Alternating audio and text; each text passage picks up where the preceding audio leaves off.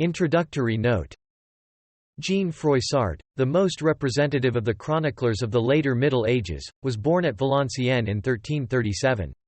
The chronicle which, more than his poetry, has kept his fame alive, was undertaken when he was only 20. The first book was written in its earliest form by 1369, and he kept revising and enlarging the work to the end of his life. In 1361 he went to England, entered the church, and attached himself to Queen Philippa of Hainaut, the wife of Edward III, who made him her secretary and clerk of her chapel. Much of his life was spent in travel.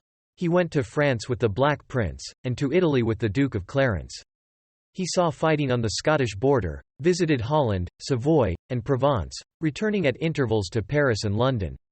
He was vicar of Estaings-au-Mont, canon of Chimay, and chaplain to the Comte de Blois, but the church to him was rather a source of revenue than a religious calling. He finally settled down in his native town, where he died about 1410. Froissart's wandering life points to one of the most prominent of his characteristics as a historian. Uncritical and often inconsistent as he is, his mistakes are not due to partisanship, for he is extraordinarily cosmopolitan. The Germans he dislikes as unchivalrous, but though his life lay in the period of the 100 Years' War between England and France, and though he describes many of the events of that war, he is as friendly to England as to France. By birth Froissart belonged to the bourgeoisie, but his tastes and associations made him an aristocrat. Glimpses of the sufferings which the lower classes underwent in the wars of his time appear in his pages, but they are given incidentally and without sympathy. His interests are all in the somewhat degenerate chivalry of his age, in the splendor of courts, the pomp and circumstance of war, in tourneys, and in pageantry. Full of the love of adventure, he would travel across half of Europe to see a gallant feat of arms, a coronation, a royal marriage. Strength and courage and loyalty were the virtues he loved, cowardice and petty greed he hated. Cruelty and injustice could not dim for him the brilliance of the careers of those brigand lords who were his friends and patrons.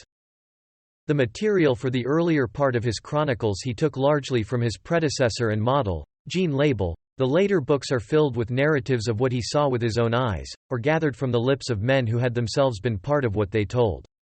This fact, along with his mastery of a style which is always vivacious if sometimes diffuse, accounts for the vividness and picturesqueness of his work.